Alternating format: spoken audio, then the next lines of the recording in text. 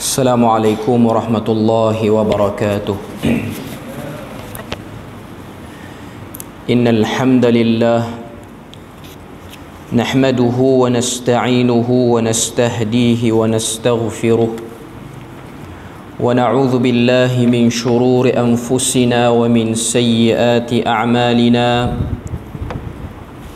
Man yahdihillahu fala mudilla lahu ومن يضلله فلا هادي له أشهد أن لا إله إلا الله وحده لا شريك له وأشهد أن محمدا عبده ورسوله يا أيها الذين آمنوا اتقوا الله وقولوا قولا سديدا يصلح لكم أعمالكم ويغفر لكم ذنوبكم ومن يطع الله ورسوله فقد فاز فوزا عظيما.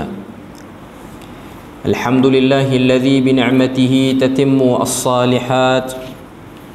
ربنا آتنا من لدنك رحمة وهيئ لنا من أمرنا رشدا.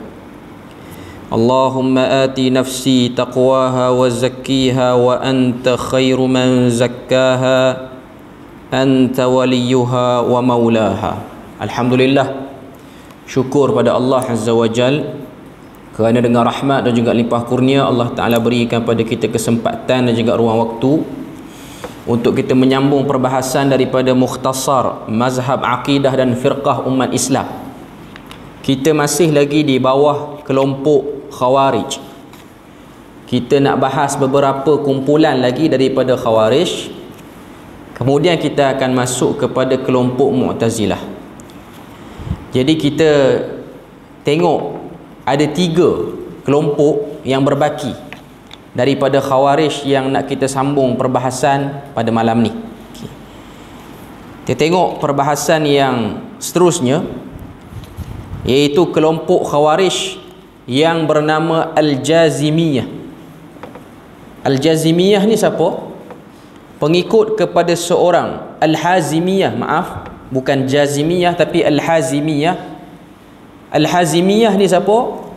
Pengikut kepada satu orang lelaki yang bernama Hazim bin Ali. Antara ajaran yang terdapat dalam kelompok Al-Hazimiyah ni, mereka berpegang seperti mana kelompok Qadariyah, iaitu menolak qadar ketentuan Tuhan, semuanya berlaku dengan pilihan kita. Istita'ah dan juga masyiah seperti pegangan kelompok Qadariyah. Maknanya mereka menolak secara total apa sahaja benda yang kita lakukan ni, tidak ada campur tangan Allah Azza wa Jal. Yang kedua, mereka menangguh pendapat berkenaan dengan kedudukan Ali radhiyallahu anhu dengan tidak berterus terang menghukumnya. Maknanya bila mana tanya tentang Ali, apa status Ali? Adakah Ali ni termasuk daripada kelompok yang kita boleh perangi dia? Mereka diam. Tak seperti mana Khawarij yang lain sebelum ni. Dan mereka berterus terang menghukum sesat kepada yang lain. Untuk Ali radhiyallahu anhu, mereka tidak katakan keputusan yang jelas. Tapi untuk kelompok lain ataupun untuk sahabat-sahabat yang lain, mereka melakukan ataupun mereka menzahirkan hukuman mereka, iaitu hukuman sebagai sesat dan juga kafir. Tak banyak sangat perkara yang kita boleh tengok dalam Al-Hazimiyah ni. Sebab ni ialah pecahan-pecahan yang mundarisah. Mundarisah ni maksud dia apa? Yang sudah hampir hilang pada zaman-zaman awal dululah. Maknanya sekarang ni lagilah hilang, tidak ada benda tu. Seterusnya ialah Asy-Syabibiyah. Mereka ini ialah pengikut seorang lelaki yang bernama Syabib An-Najrani. Menurut setengah para ulama, Syabib bin Yazid Asy-Syaibani, mereka itu berasal daripada golongan Al-Bahsiyah ataupun Bahaisiyah. Boleh sebut dengan dua-dua sebutan. Kemudian mereka telah menyendiri daripada Al-Bahsiyah ataupun Al-Bahisiyah. Mereka mengharuskan perempuan menjadi imam, pemimpin.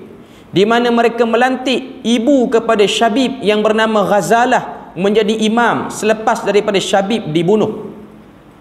Ketika mana Syabib bin Yazid Asy-Syaibani ini memasuki Kufah, bandar Kufah di Iraq, lalu menjadi imam sembahyang subuh dan membaca suratul Baqarah pada rakaat yang pertama dan surah Ali Imran pada rakaat yang kedua dan berkhutbah kepada orang ramai. Jadi solat subuh tu dia baca surah Baqarah habis 286 ayat dan baca Ali Imran habis agak-agak pukul berapa siap subuh tu. Maknanya pukul 10 kot lah. Sebab bacaan surah Baqarah ni maybe ambil take time lebih kurang 3 jam ataupun 4 jam. Kalau orang yang bacaan standard, bacaan yang kata apa yang lancar, satu juzuk dia boleh baca 1 jam. Average dia, purata dia. Surah Baqarah ada hampir 3 juzuk. 2 juzuk nak habis juzuk yang ketiga tapi tak habis juzuk ketiga. Maknanya kita kata 3 jam. Tambah lagi dengan surah Ali Imran. Okay. Sebab tu saya kata kelompok-kelompok sesat ni bukan orang yang malas buat ibadat. Mereka daripada kelompok yang rajin beribadat. Sama yang dah kita bahas pada perbahasan Imamiyah ataupun Syiah sebelum ni, mereka bukan orang yang malas. Jangan kita ingat kelompok sesat ni yang malas saja. Zaman kita ni mungkinlah kelompok sesat ni yang malas semayang. Okay. Zaman dulu kelompok sesat ni dia semayang lebih daripada golongan-golongan yang disebut sebagai Ahlus Sunnah wal Jamaah. Sebab mereka ada sifat melampau. Okay. Jadi Syabib ni dia telah mengimamkan salat subuh dengan baca 2 surah yang terpanjang, 286 ayat tambah 200 ayat daripada Ali Imran. Lepas pada tu khutbah. Okay. Dan kelompok ini mereka menerima validnya, sahnya perempuan menjadi pemimpin. Okay. Isu perempuan jadi pemimpin boleh ataupun tak boleh. Tak mau cakap dari segi Khawarij ni, nak bercakap dari segi kita-kita ni dulu. Okay. Boleh ataupun tidak seorang perempuan menjadi pemimpin? Para ulama khilaf tentang isu ini. Perempuan boleh ataupun tidak jadi pemimpin, ada beberapa permasalahan yang perlu dijelaskan. Yang pertama, perempuan menjadi pemimpin tertinggi bagi sesebuah pentadbiran ataupun negara. Sebuah negara, dia pemimpin paling tinggi. Boleh ataupun tidak? Jumhur mengatakan tak boleh. Maknanya yang jadi kepala, macam sekarang yang di Pertuan Agong tu bukan sultan tapi sultanah, ataupun nak panggil apa sajalah, nak panggil ratu ke, nak panggil queen ke, ikutlah. Bagi perempuan, yang tu sebahagian para ulama kata tak boleh perempuan. Tapi kalau perempuan nak jadi pemimpin pada departmen bawah, maknanya pecahan-pecahan kepada kumpulan bawah, dia nak jadi pemimpin bagi kawasan ni tapi berpayung pada pemimpin yang lebih tinggi. Macam situasi kita di Malaysia ni lah. Kalau kita tengok pengetua sekolah perempuan, ketua polis perempuan, macam kita Perlis ketua polis negeri perempuan, pergi dekat JPJ pun perempuan juga pengarah dia. Di Perlis ni ramai perempuan. Okay. Kalau dia lah yang paling terbaik menjadi tempat, menjadi orang yang boleh mengisi tempat itu, maka tidak apa. Tapi kalau ada yang lebih baik daripada lelaki, utamakan yang lelaki dulu. Okay. Sebab dalam Al-Quran menceritakan pada kita tentang adanya kisah pertembungan apa? Pertembungan pemimpin lelaki dan juga pemimpin perempuan, iaitu Sulaiman dan juga Bilqis ataupun Balqis. Maknanya nak tunjuk pada kita benda tu normal. Ratu Balqis itu menjadi pemimpin tertinggi di sebuah kerajaan nama dia Sabak. Sabak ni duduk di mana? Sabak ni duduk di dalam negara Yaman hari ini. Ada orang kata Sabak tu lagi luas daripada Yaman. Dia tamadun, dia bukan negara. Ada yang kata Sabak itu satu bahagian saja daripada Yaman. Wallahu a'lam. Saya sendiri pernah sampai di kawasan ni, nama dia Ma'rib. Kawasan peninggalan Sabak, kerajaan Sabak. Dia separuh Yaman, separuh lagi border Oman. Tempat yang cuaca dia cantik, Cuaca dia tak terlalu panas, tak terlalu sejuk. Ada tumbuhan-tumbuhan yang negara Arab lain tak ada. Termasuklah ada buah nyok, kelapa. Negara Arab ni tak ada kelapa. Tapi di kawasan peninggalan kerajaan Sabak tu, yang paling luas ialah dalam wilayah Oman, nama dia Salalah Oman. Salalah tu dengan air terjunnya, dengan macam-macam. Dia ada padang pasir, dia ada pantai, dia ada air terjun, dia ada hutan. Jarang negara yang ada semua tu. Macam kita Malaysia, padang pasir tak ada. Kita ada hutan, kita ada pantai, kita ada sungai-sungai. Padang pasir tak ada. Negara Arab dia ada padang pasir. Dia tidak ada hutan, tidak ada sungai. Tapi di Salalah ni dia ada semua. Semua benda ada. Padang pasir ada, semua ada. Negara yang cantik, tempat yang cantik. Dan rakyat dia, orang kata apa, memaksimumkan penggunaan bahan semula jadi ni. Bahan semula jadi yang orang kata apa, boleh membantu urusan hidup. Di Salalah ni dia terkenal ada satu jenis kain tekstil. Kain yang dibuat daripada apa saya tak ingat, tapi dia dicelup dengan satu campuran tumbuhan. Kain tu kalau pakai, nyamuk tak dekat dengan kita. Mengikut orang yang beritahu tu lah. Dia kain tu macam warna ungu. Kain tu kalau kita pakai, dia nyamuk tak dekat. Bukan orang kata apa ada jampi apa pun. Bahan yang dicelup tu menyebabkan nyamuk tak suka, serangga-serangga ni tak suka. Jadi itu sebahagian kemahiran. Macam kita orang Melayu lah, kita ada tekstil nama dia kain cindai. Cuma orang kita ni sebut cindai, dia nampak hantu dulu. Cindai ni tak ada kena-mengena pun dengan hantu. Cindai ni ialah satu kain yang dibuat daripada serat tumbuhan tertentu yang ada orang kata apa bahan-bahan yang boleh membantu satu orang tu kalau dia berada dalam kecemasan. Sebahagian mengatakan dalam kain cindai ni dia ada penicillin, bahan yang boleh tahan darah, membekukan darah bila mana orang tu luka. Itu ialah kemahiran orang Melayu kita. Memang orang Melayu kita ni dia tahu tumbuhan-tumbuhan yang boleh dan sesuai dibuat ubat. Okey. Cuma nak katanya kalau kita pergi ke kerajaan Sabak tu, hebat kerajaan dia. Kesan peninggalan dia tu. Jadi pemimpin dia perempuan, dan negara Yaman ni menyaksikan beberapa kali mereka dipimpin, diperintah oleh perempuan. Dalam Quran dia fokus kepada Malikatu Sabak, Ratu Sabak. Cuma dalam riwayat Israiliyat dia sebut Balqis ataupun Bilqis. Yang tepat ialah dengan baris bawah, Bilqis. Lepas pada tu Yaman telah diperintah sekali lagi oleh perempuan, iaitu pada zaman tertegaknya kerajaan Fatimiyah di Mesir. Kerajaan Fatimiyah menjadi naungan besar. Mereka lantik wakil mereka di Yaman, nama dia Malikatu Arwa, perempuan. Ratu Arwa nama dia, Queen Arwa. Dan dia berfahaman Syiah Ismailiyah, perempuan.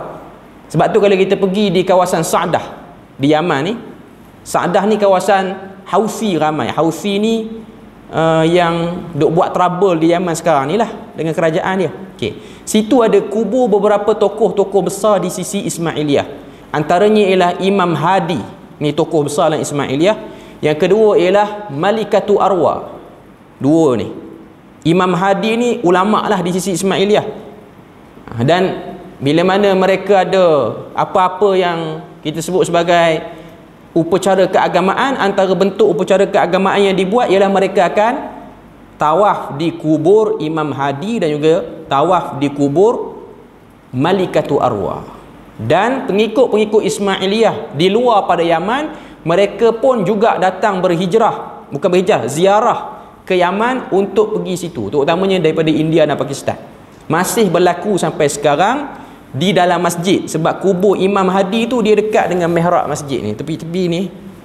Dan pengikut Ismailiyah mereka akan berebut-rebut nak semayang, nak sujud tu betul-betul dahi tu bagi kena kubur Imam Hadi. Dan benda tu normal berlaku di sana, sebab itu ialah pegangan setempat. Cuma saya nak katanya ialah Yaman mengalami beberapa kali diperintah oleh perempuan. Jadi isu perempuan boleh jadi pemimpin ataupun tidak bukan isu baru, tapi isu tu isu lama. Samalah dengan kelompok Khawarij ni nama dia Asy-Syabibiyah ni, mereka telah angkat ibu kepada Asy-Syabib bin Syabib bin Yazid Asy-Syaibani ni, ibu dia Ghazalah menjadi pemimpin. Okay. Hajjaj bin Yusuf Al-Thaqafi yang terkenal dengan ganas itu telah menghantar 3 orang panglima dan bala tenteranya. Waktu dia jadi gubernur di Mekah, dia ni Sunni, dia ni Ahlus Sunnah wal Jamaah, tapi dia kejam. Bahkan ada riwayat dia bunuh para sahabat, sebahagian sahabat. Tetapi dikalahkan satu demi satu. Akhirnya Hajjaj bertindak dengan bala tenteranya, tetapi Ghazalah dan bala tenteranya memaksa Hajjaj lari bertempiaran, sehingga seorang penyair mempersendakan Hajjaj. Maknanya waktu pemerintahan Asy-Syabibiyah ni di Kufah pada waktu tu, gubernur Mekah ni, wakil kepada khalifah, serang rapat Ghazalah, perempuan ni. Dia orang angkat imam tu perempuan, tapi menang, yang perempuan tu menang. Sehingga dia tengok tentera Hajjaj tu lari, penyair dia, dia memang zaman dulu ni, bila mana dalam perang, dia memang ada tukang syair. Tukang syair ni kerja apa? Kerja dia ialah untuk melantunkan, mendendangkan syair-syair yang menaikkan semangat untuk dia berjuang, untuk para prajurit ni berjuang.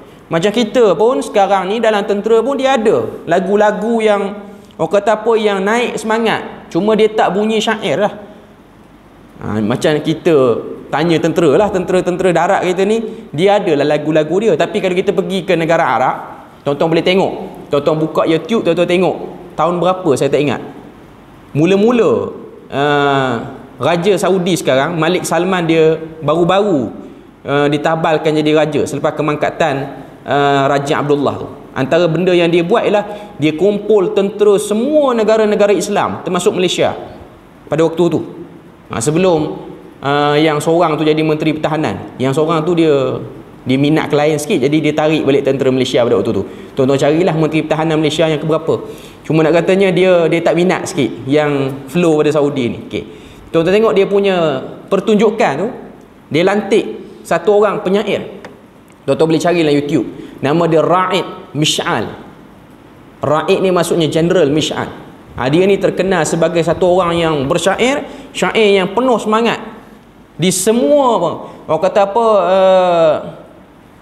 perarakan ketenteraan ni, perbarisan ketenteraan ni, dia akan ada slot dia bersyair. Kita yang Melayu tengok melopong, tak tahu apa dia sebut. Cuma bagi dia orang, dia semangat. Dia semangat. Sehingga raja dia pun naik semangat. Okay. Jadi tentera kepada Ghazalah Asy-Syabibiyah ni, dia kata asadun aliyun wa fil hurubi ni'amah ribda'un tajfalu min safir as-safir halla barazat ila Ghazalah fil wagha bal kana qalbak fi janahi ta'ir sada'at Ghazalah qalbuhu bi fawaris tarakat madabiruhu ka amsid dabir. Maksud dia apa? Dia adalah singa apabila bertindak terhadapku. Rupanya di medan perang burung kasawari yang pengecut. Singa melarikan diri daripada suara yang berbunyi. Mengapa kamu tidak berani menentang perempuan Ghazalah itu di medan perang? Bahkan hatimu yang penakut itu berada di 2 sayap burung. Perempuan Ghazalah itu mengecutkan hatinya dan pahlawan berkuda. Awak-awak bertempiaran pengecut mundur paling tercorot. Okay. Daripada syair tu, dia umpamakan Hajjaj bin Yusuf Al-Thaqafi tu asad. Asad tu maksud dia apa? Singa. Ghazalah tu burung kasawari. Satu benda yang pelik, satu benda yang memalukan, bila mana singa yang gagah takut pada burung. Itu dalam syair dia. Syair tu menganjing lah. Dia kata apa Hajjaj bin Yusuf Al-Thaqafi duduk di kampung dia, punya dabik dada, kata kita ni kuat, kita ni mampu. Akhirnya bertembung dengan Ghazalah, lari bertempiaran. Itu antara bentuk-bentuk syair yang dilantunkan oleh pihak Ghazalah. Selain daripada itu, antara ajaran golongan ini, yang pertama, harus untuk tidak melantik imam. Kalau keadaan tu macam tegang, lantik imam, orang kata apa, kucak kecil, jadi dia tak lantik. Kalau zaman kita ni, kalau buat pilihan raya jadi kelang kabut, tak payah buat. Pakai tukar yang sambung aja. Yang tu lebih baik. Itu bagi fahaman kelompok Asy-Syabibiyah ni. Yang kedua, sahnya khilafah Abu Bakar, Umar dan adapun Uthman dan Ali sah pada peringkat awal sahaja. Mereka tak lajak lebih untuk kafirkan Abu Bakar dan juga Umar. Mereka cuma problem pada Uthman dan juga Ali. Dia kata Uthman ni okey 6 tahun je. Ali pun berapa tahun yang awal je. Yang kemudian tu dah rosak dah. Okay. Yang ketiga, bersepakat dengan Khawarij yang lain menghukumkan kafir kepada orang-orang yang mengerjakan dosa besar. Khawarij memang macam itulah. Itu syiar Khawarij, mengkafirkan pelaku dosa besar. Di sisi Ahlussunnah wal Jamaah, pelaku dosa besar belum lagi kafir selama mana dia tidak melakukan dosa syirik. Yang keempat, kanak-kanak orang kafir hukumnya kafir sehingga dia baligh dan beriman. Budak kecil yang lahir daripada family non-muslim, mereka juga diletakkan sebagai kelompok yang kafir. Yang kelima, berpegang dengan ajaran Mu'tazilah dalam perkara qadar. Dalam isu qadar diikut Mu'tazilah. Nanti kita akan bahas Mu'tazilah lepas pada ni dah terakhir ni. Okay. Demikianlah secara ringkas pengenalan golongan Khawarij dan pecahannya dan beberapa mazhab yang kecil yang tidak dinyatakan secara terperinci. Bahkan kebanyakannya telah pupus dan dalam lipatan sejarah. Okay. Penutup bagi isu Khawarij ni, saya nak sebut beberapa poin. Khawarij ni apa dia? Definisi dia, golongan yang keluar memberontak terhadap pemimpin yang sah. Ada beza. Bukan golongan yang keluar mengkritik. Ini orang mudah tergelincir. Dia cepat nak khawarijkan orang. Hanya kerana orang tu kritik. Kritik tak jadi Khawarij. Sebab benda yang sama pernah berlaku pada zaman Umar. Umar Al-Khattab, dia pergi ke pasar. Dia pergi ke pasar, dia jumpa seorang perempuan tua. Yang mana perempuan tua tu salah seorang daripada perempuan yang telah Nabi sahkan. Dia tu ada isu apa, saya tak ingat sebab sebut sepintas lalunya. Cuma dia tu ada isu dengan suami dia. Allah Ta'ala benarkan dia sehingga turun ayat Quran. Dan Umar ni kenal perempuan ni daripada zaman Umar kecil lagi. Bila mana perempuan tu, saya tak ingat nama, dia sahabiah lah, sebab dia sempat jumpa Nabi. Okay. Kerana dia turun ayat Quran. Okay. Ketika mana Umar dah jadi Khalifah Amirul Mukminin, Umar pergi ke pasar. Dia yang tua tu tengok Umar. Umar masa tu tengah tegak, taklah muda sangat, cuma usia yang dewasa. Okay. Dia pun kata kepada Umar, "Ittaqillah ya Umar." Dia kata, "Bertakwalah kamu kepada Allah wahai Umar. Aku mengenali kamu semasa kamu dipanggil Umair." Kata perempuan tu, "Aku ni kenal kamu pada kecil lagi." Pembantu Umar, pegawai yang mengiringi Umar tu, dia kata, "Laqad kassarti ala Amirul Mukminin ya ummah." Kamu ni betul cakap banyak betul lah makcik. Dia kata pada Umar. Jangan sebut benda tu. Umar kata, "Da'ha, biarkan dia, kerana suaranya telah didengar oleh Allah Azza wa Jal." Sebab suara dia tu pernah turun ayat Quran. Saya nak katanya apa? Dia kritik pemimpin depan-depan. Dia macam cara dia sebut tu ada benda yang dia tak puas hati pada Umar. Tapi Umar terima. Dia tak ada Khawarij. Okay. Yang kata Khawarij ni, dia tengok, dia pun bingkah cari senjata. Keluarkan senjata daripada sarung dia. Ada niat nak memerangi pemerintah. Yang tu yang disebut dengan Khawarij. Dan dah kita sebut panjang lebar sampai 12 pecahan ataupun 14 pecahan daripada Khawarij. Dia punya persamaan umum dia ialah mereka keluar memberontak terhadap pemerintah, terutamanya Uthman dan juga Ali. Okay. Selesai untuk Khawarij. Okay. Sekarang kita masuk Mu'tazilah. Okay. Mu'tazilah, mereka ialah satu golongan dalam masyarakat Islam yang menganut satu fahaman yang lahir dengan berpandukan kepada hujah-hujah aqliyah yang lebih banyak daripada nas Al-Quran dan Sunnah. Mereka mengedepankan hukum akal berbanding Al-Quran dan Sunnah. Fahaman ini timbul berpunca daripada pengaruh ilmu falsafah yang diterjemahkan ke dalam bahasa Arab di zaman kerajaan Abbasiyah. Zaman Khalifah Abbasiyah ni, orang-orang yang masuk Islam ialah orang-orang yang memiliki tamadun hebat waktu dia belum masuk Islam dulu. Jadi waktu dia belum masuk Islam tu, mereka dah hebat. Mereka ada teori-teori hebat. Mereka ada silibus ilmu yang hebat. Antaranya ialah ilmu falsafah. Falsafah ni apa tuan-tuan? Bila mana sebut falsafah dalam kitab-kitab dahulu, maksudnya satu ilmu yang fikir benda yang tak boleh dicerak dengan panca indera.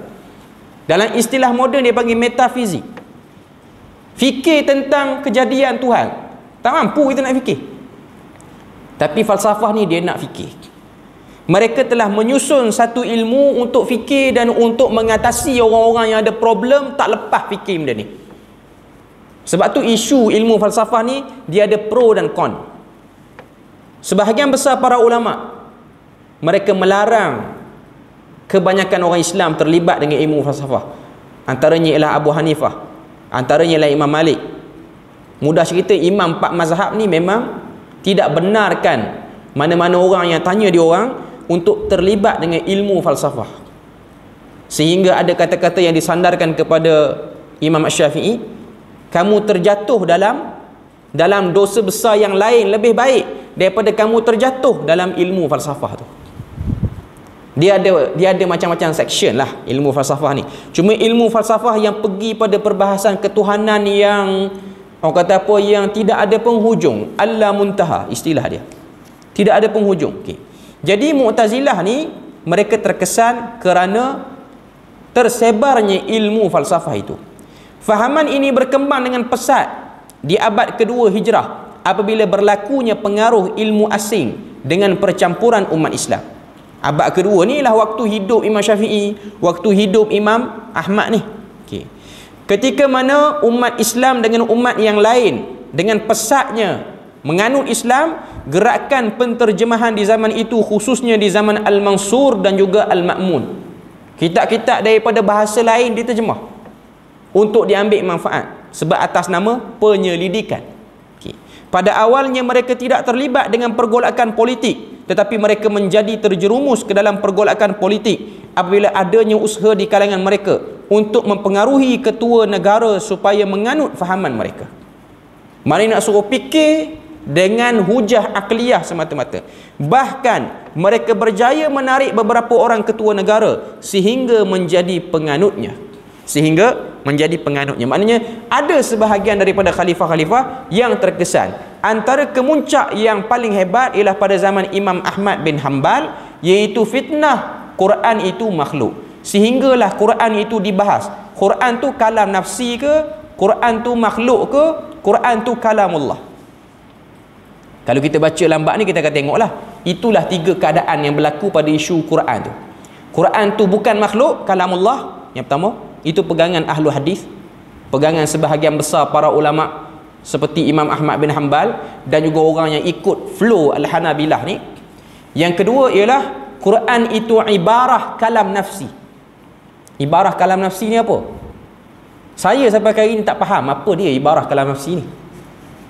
Sebab ianya ialah satu perbahasan ilmu falsafah yang tidak ada titik pertemuan untuk mendefinisikan kalam nafsi itu apa. Cuma isu dia macam ni. Saya cerita pada tuan-tuan pelan-pelan. Okay. Isu dia ialah mereka terfikir waktu Allah Ta'ala berikan Quran pada Rasulullah, waktu Allah Ta'ala nak turunkan Quran pada Rasulullah, Quran ni dia turun melalui perantaraan Jibril alaihissalam.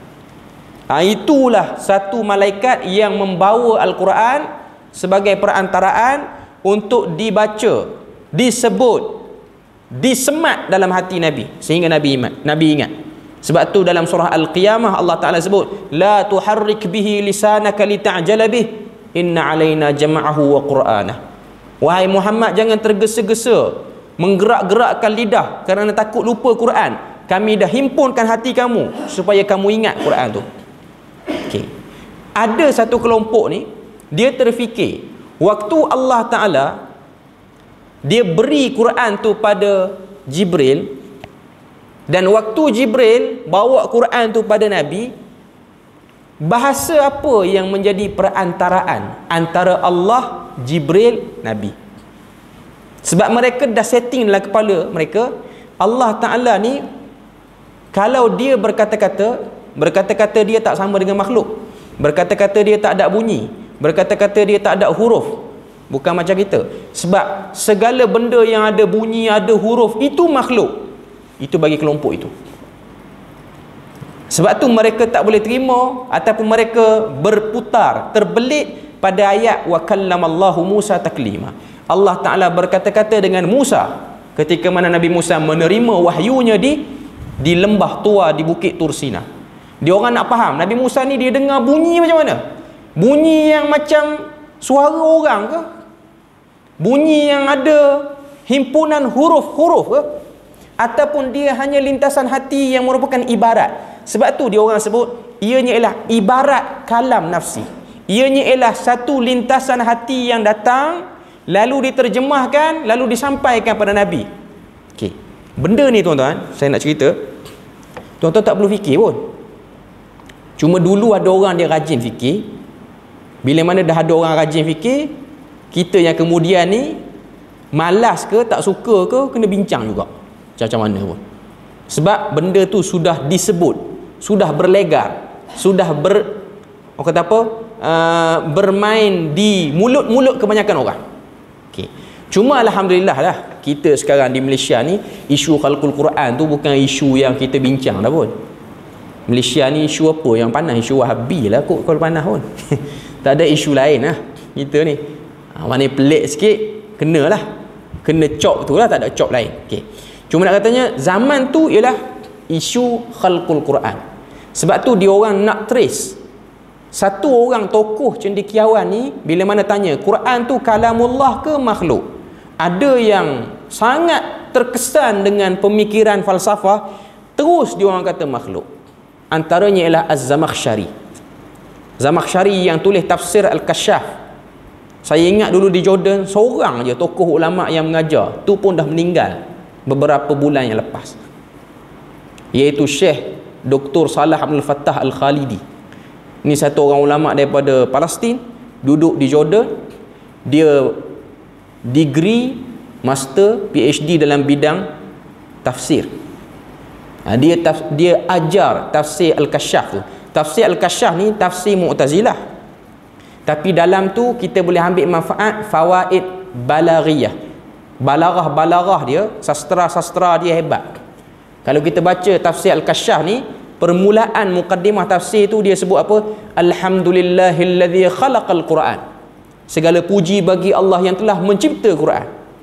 Kita pegang Quran tu kalamullah, dia sebut macam tu. Okey. Saya tak nak cerita panjang-panjang. Cuma saya nak katanya essence of Mu'tazilah ni, pemikiran intipati Mu'tazilah ialah pada isu Quran itu makhluk atau tidak. Itu isu dia. Sebab tu kita akan tengok pertemuan antara Imam Ahmad bin Hanbal dengan tokoh hebat daripada kelompok Mu'tazilah, iaitu yang bernama Ahmad bin Abi Du'ad. Dia bukan orang sembarangan. Walaupun dia tak betul, tapi orang yang pandai juga dalam berhujah, pandai juga dalam melontarkan kata-kata sehingga pemerintah rasa apa yang dia bawa tu valid, sah untuk dimasyarakatkan. Sebab tu khalifah yang bersama dengan Ahmad bin Abi Du'ad ni, yang lawan Ahmad bin Hanbal ni, mereka setuju dengan isu khalqul Quran ni. Sebab logik-logik yang dibentangkan tu memang logik yang boleh difahami oleh akal dan logik yang boleh diterima. Okay. Kemudian kita tengok lagi, pada awalnya mereka itu terlibat dalam pergolakan politik sehingga terjadi kepada isu akidah. Okay. Terdapat kekhilafan di kalangan ulama kenapa mereka diberi nama Mu'tazilah. Menurut pendapat Al-Baghdadi, sebab mereka dinamakan Mu'tazilah ialah kerana mereka terpencil. Mu'tazilah ni maksudnya i'tizal. I'tizal ni maksud dia terasing. Okay. Daripada pendapat umat Islam umumnya, berhubung dengan hukum orang-orang yang mengerjakan dosa besar, iaitu mereka berpendapat hukumnya di antara iman dan kufur, yakni tidak mukmin dan tidak kafir. Okay. Mu'tazilah ni dia ada satu part yang kalau kita belajar bab ni, kita akan nampak apa yang orang nak fikir pun kita tak tahu. Okay. Dia kata manusia ni dia ada beberapa kelompok. Dia ada beriman, dia ada kafir. Yang kita duk faham macam itulah, yang kita duk baca Quran. Beriman, kafir, munafik. Munafik ni Muslim, tapi dia buat dosa yang boleh menghumban ke dalam neraka. Cuma Mu'tazilah dia special. dia ada manzilah bainal manzilatain. Kelompok yang duduk tengah, tak ke neraka, tak ke syurga. Sebab tu saya kata, orang yang rajin fikir tanpa orang suruh kadang-kadang menyusahkan kita. Tuan-tuan tengok, dia orang yang suka fikir. Suka fikir. Pemikiran dia tu tak hebat pun, tapi dia suka fikir. Kerja pun tak selesai. Kadang-kadang dia bawa masalah.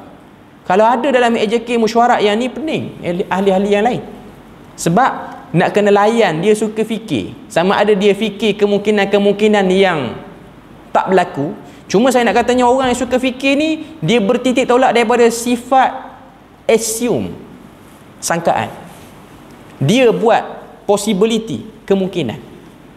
Mungkin ke Tuhan nak bercakap dengan Jibril dalam bahasa Arab? Tak mungkin, dia kata. Takkanlah Tuhan bercakap dengan Jibril ada suara, ada bunyi. Orang tak suruh fikir pun.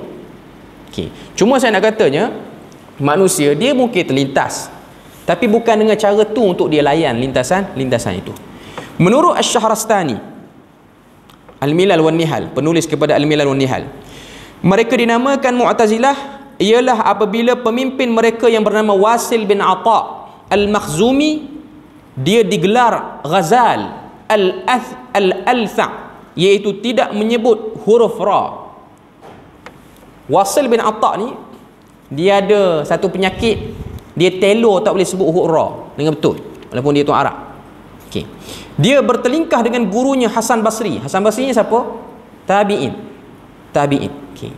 Berhubung dengan masalah orang yang mengerjakan dosa besar, lalu Wasil memisahkan diri daripada Hasan Al-Basri dan mengadakan halaqah ilmu yang berasingan dalam masjid yang sama. Lalu Hasan berkata, i'tazalana Wasil. Hasan Basri kata, telah memencilkan diri Wasil, iaitu Wasil tak bersama dengan kita dah. Maka mereka menamakan kelompok ini dengan nama Mu'tazilah, iaitu orang yang mengasingkan diri sebab dia punya cara fikir lain macam.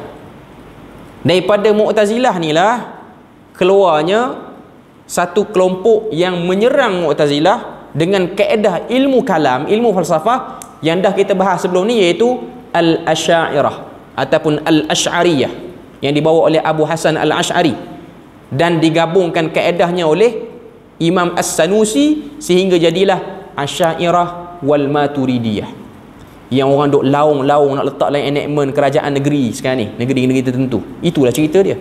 Okay. Cuma nak katanya ada pro dan con lah. Sini bukan tempat untuk kita transparent semua isu. Okay. Cuma saya nak katanya ialah dari segi sejarah, kalau kita faham sejarah, kita akan nampak bagaimana bibit, bagaimana pertelingkahan itu bermula. Okay. Menurut Ibnu Khalqan ataupun Ibnu Khaliqan dalam Wafayatil A'yan, orang yang pertama menamakan mereka dengan Mu'tazilah ialah Qatadah bin Di'amah As-Sadusi. Ni tabi'in. Adalah kalangan ulama besar generasi At-Tabi'in. Beliau ialah seorang ulama tabi'in, murid kepada Hasan Al-Basri. Beliau seorang yang buta. Pada suatu hari beliau tersalah duduk dalam majlis ilmu yang dianjurkan oleh mereka yang lari daripada Hasan Al-Basri kerana masalah hukum orang yang mengerjakan dosa besar. Apabila dia mendengar suara yang mengajar itu bukannya Hasan Al-Basri tetapi Umar bin Ubaid, salah seorang daripada mereka yang tersebut, tiba-tiba Qatadah bin Di'amah As-Sadusi berkata, innama haula'il Mu'tazilah, sesungguhnya mereka inilah kelompok yang memencilkan diri. Lalu panggilan itu lekat dan diletakkan kepada kelompok ini dengan nama Mu'tazilah sampai sekarang. Setengah ulama menamakan mereka dengan Qadariyah, tetapi mereka menamakan diri mereka dengan Ahlul Adli wat Tauhid, iaitu yang bermaksud golongan yang menegakkan keadilan dan tauhid. Akhirnya mereka mempunyai beberapa pendapat dan pegangan yang berbeza dengan Ahlus Sunnah wal Jamaah. Maknanya, ringkas cerita daripada sejarah yang dia sebut ni, mereka terkesan dengan ilmu falsafah sehingga mereka overdose ilmu tu, sehingga mereka tak boleh beza dah. Prioriti nas, tapi nas tu nak kena timbang dengan akal. Sebab bagi mereka, akal lah yang paling kuat, yang paling hebat, yang boleh menimbang segala benda termasuk nas. Sedangkan kita tahu Quran ni dia ada ayat-ayat yang kita boleh timbang dengan akal, dan ada juga ayat-ayat yang memang luar daripada kuasa akal untuk fikir dia. Itu pegangan Ahlus Sunnah wal Jamaah. Sehingga keluarnya Mu'tazilah. Dan apa beza dia dengan Ahlus Sunnah wal Jamaah? Sini penulis hafizahullah dia letakkan 4 ciri. Dalam perkara tauhid, mereka menafikan sifat azali, sifat-sifat kudrat, hayat, sama' dan basar, dan yang lain daripada zatnya. Oleh itu kata mereka Allah itu sami', hayyun dan basir.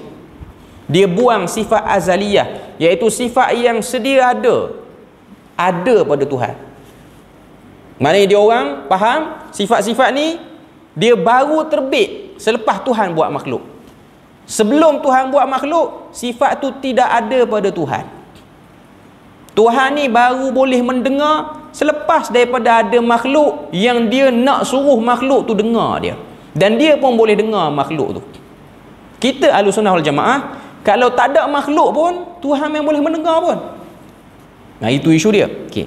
Yang kedua, apabila Allah itu bersifat adil, di antara keadilannya ialah dia menjadikan manusia yang menjadikan perbuatan mereka, bukannya Allah yang menjadikan perbuatan itu. Oleh itu berlakulah keadilan dalam perkara menghukum ke atas orang yang mengerjakan amal baik dan jahat. Ini pegangan Mu'tazilah.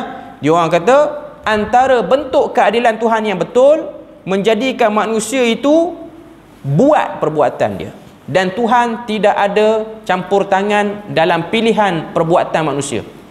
Macam tuan-tuan malam ni datang ke masjid, bukan taufik, bukan hidayah, memang tuan-tuan yang nak buat.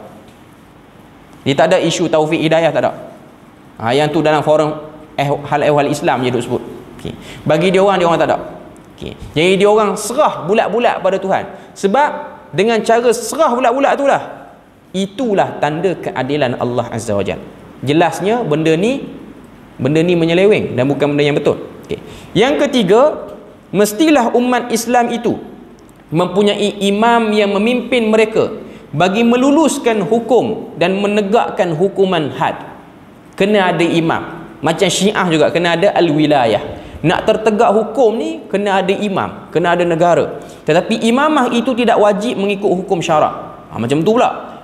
Kalau ada imam, pemimpin itu tidak tertakluk untuk ikut semua hukum syarak. Sebab ada hukum-hukum syarak itu boleh ditimbang dengan akal. Ada hukum-hukum syarak itu tidak realistik dan tidak relevan untuk dilakukan pada waktu itu. Kena tangguh dulu, kena buat waktu lain, ataupun mangsuh, ataupun tukar. Okay. Kalau manusia boleh bertolong menolong dan menegakkan keadilan sesama mereka tanpa imam, maka tidak perlu dilantik imam. Ini juga pegangan mereka. Kalau mereka boleh hidup elok tanpa ada pemimpin, tidak ada pergaduhan, tidak ada pertelingkahan, maka kekallah mereka tanpa imam. Di samping itu, berlaku kekhilafan di kalangan penganut Mu'tazilah tentang syarat seseorang imam daripada Quraisy. Sebab Nabi sebut jelas, al-a'immatu min Quraisy. Pemimpin kamu mestilah daripada kalangan Quraisy, kata Nabi. Apa maksud hadis tu? Para ulama ada beberapa kelompok dalam memahami hadis ni. Sebab hadis ni hadis riwayat Bukhari. Nabi kata, yang akan jadi pemimpin umat aku ni mesti keturunan Quraisy. Masalahnya sekarang kita di Malaysia ni berapa orang pemimpin yang betul-betul Quraisy? Perlis ni okey lah, memang raja dia ada nasab Quraisy pun. Okey. Yang lain-lain. Okey. Nabi sebut macam tu, bukan Nabi eksklusifkan Quraisy, tapi Nabi sedang sebut tentang ada, cuma saya kata ada sebagai ulama dia faham memang Quraisy, totalinya Quraisy, tak boleh orang lain. Yang kedua, mereka kata majoriti di situ siapa? Sebab dalam kelompok Mekah tu yang majoriti, yang berkuasa, yang berpengaruh ialah Quraisy. Maknanya dilantik pemimpin itu daripada kelompok yang berkemahiran, pengaruh dan berkemahiran. Dia bukan kabilah yang famous tapi jahat, tak ada guna juga. Sebab Quraisy ni memang sejarah menjadi pemimpin sudah banyak. Okay.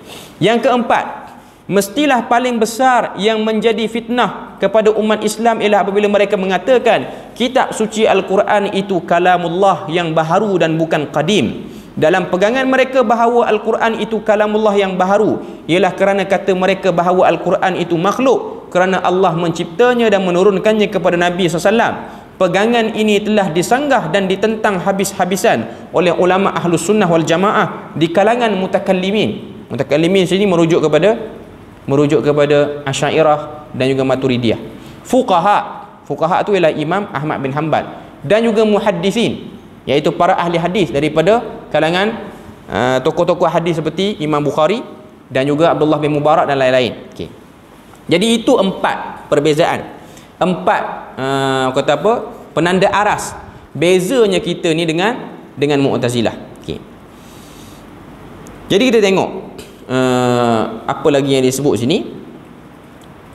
Dia kata menjadi masalah besar kepada umat Islam apabila golongan Mu'tazilah telah berjaya mempengaruhi kerajaan Abbasiyah di akhir pemerintahan Al-Ma'mun, iaitu pada tahun 218 Hijrah. Ni waktu Imam Ahmad hidup.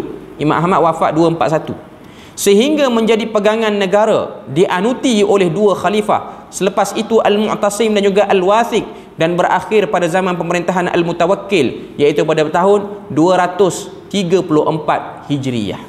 Cuma saya nak katanya, kalau kita tengok sejarah umat Islam, kita akan tengok umat Islam ni mengalami perbezaan pemimpin, termasuk juga perbezaan pegangan yang dipegang oleh pemimpin tu. Dan ini ialah benda normal. Sebab tu kalau orang dia nak ikut majoriti semata-mata, itu bukan penanda aras kepada benda tu betul. Macam hari ni kita tengok, kita pergi ke negara-negara yang dia punya fahaman dia tu tak betul, tapi mereka ramai situ. Contoh kita pergi di Iran. Walaupun Iran ni tak semua Syiah yang betul-betul Syiah lah, maknanya Syiah yang kebanyakan mereka Syiah atas, kalau macam kita Malaysia kita sebut Syiah atas IC lah. Dia orang pun tak suka pun dengan Syiah tu. Okay. Cuma nak katanya majoriti macam tu. Okay. Jadi yang jadi majoriti bukanlah penanda aras kepada kebenaran. Walaupun perkara ini tidaklah menjadi kafir kerana ianya termasuk dalam perkara yang cabang, dalam perkara kalam maknawi dan kalam lafzi, tetapi ianya sangat membahayakan akidah kerana membawa kepada memperkecilkan kedudukan Al-Quranul Karim. Bila mana tercetusnya idea nak kata Quran ni makhluk, bolehlah tolak Quran. Sebab Quran tu makhluk. Sekarang ni kita kena terima semua Quran. Dan Allah Ta'ala sendiri sebut, siapa yang ambil separuh, tolak separuh, itu ialah orang yang masih bermasalah imannya. Bila mana idea Quran ni makhluk diangkat, dibawa, dimasyarakatkan dan diketengahkan, apa yang kita boleh tengok implikasi dan kesan yang akan berlaku. Quran itu boleh dikritik seluas-luasnya, boleh ditolak, boleh ditimbal balik dengan mana-mana cadangan dan mana-mana buah fikiran orang. Yang kita tahu buah fikiran orang tu kadang-kadang dia bercakap sebab ada kepentingan, idea dia pun ada kepentingan. Oleh itu, maka ulama muktabar yang menentang tegas apabila kerajaan Abbasiyah di zaman itu memaksa umat Islam supaya menganut fahaman salah ini, umat Islam dan ulama mereka menghadapi tekanan apabila kerajaan Abbasiyah menekan mereka dengan berbagai-bagai cara untuk memaksa mereka menurut peringkat-peringkat dan langkah-langkah yang diambil. Peringkat pertama ialah menghalang ulama-ulama Ahlus Sunnah memegang jawatan-jawatan penting kerajaan. Zaman ni kalau kita tengok dari segi sejarah, ada sebahagian sejarah menggambarkan orang jahat tu berleluasa. Orang yang buat jahat, yang curi, merompak, yang berzina. Tapi orang ahli ilmu yang nak bahas benda ni dengan akademik, mereka diburu, ditekan. Khalifah pun dah jadi tunggang langgang dia punya portfolio. Sepatutnya dia kena dahulukan masalah jenayah, tapi dia pergi dahulukan masalah furuk dalam akidah. Macam zaman kita sekarang ni lah, bila mana nampak je kenyataan tu pelik sikit, cepat je surat ni keluar, suruh halang, yang ni tak bagi, pengarah ni tak bagi. Tapi yang jelas-jelas mengarut betul, tak ada apa-apa tindakan pun. Itulah yang berlaku pada zaman Khalifah Abbasiyah pada zaman itu. Nak kata bahayanya benda sesat ni dia jadi sedap. Sebab tu kalau kita baca Quran, Allah Ta'ala sebut dalam surah Fussilat, antara negatifnya benda buruk ni, Allah Ta'ala akan hadiahkan qarin. Wa qayyadna lahum qurana. Orang yang buat benda tak betul ni, buat benda-benda salah ni, Tuhan bagi hadiah kawan rapat yang tak betul. Sama ada kawan rapat tu jin ataupun manusia. Kerja dia apa? Fazayyanu lahum ma baina aydihim wa ma khalfahum. Menghiasi apa yang di hadapan dan apa yang di belakang. Jadi orang-orang yang terlibat dengan benda sesat ni, mereka akan lawan golongan yang tolak dia orang. Tapi yang jelas salah, yang jelas tak betul, mereka tak ambil apa-apa tindakan pun. Okay. Jadi itulah kita punya perbahasan pada malam ni. Orang kata apa? Benda yang kita boleh tengok lah, perkara yang kita boleh tengok, benda tu ada kata apa, pro dan con dia, pro dan con dia lah. Okay. Cuma nak katanya perbahasan awal ni dia bahas dari segi sejarah dulu. Okay. Jadi saya rasa setakat tu ialah kot, dah halang jam pun dah bunyi dah kot. Jadi saya tak nak bahas panjang-panjang dalam bab apa nama ni, Mu'tazilah ni. Jadi kita berhenti situ. Cuma kita nak sebutnya ialah fahaman mereka ialah fahaman ahli falsafah, dan mereka terkenal dengan slogan Quran makhluk. Setakat tu saja. Moga Allah Ta'ala beri rahmat dan berkat. Subhanakallahumma wa bihamdik, asyhadu an la ilaha illa anta wa astaghfiruka wa atubu ilaik. Wassalamualaikum warahmatullahi wabarakatuh.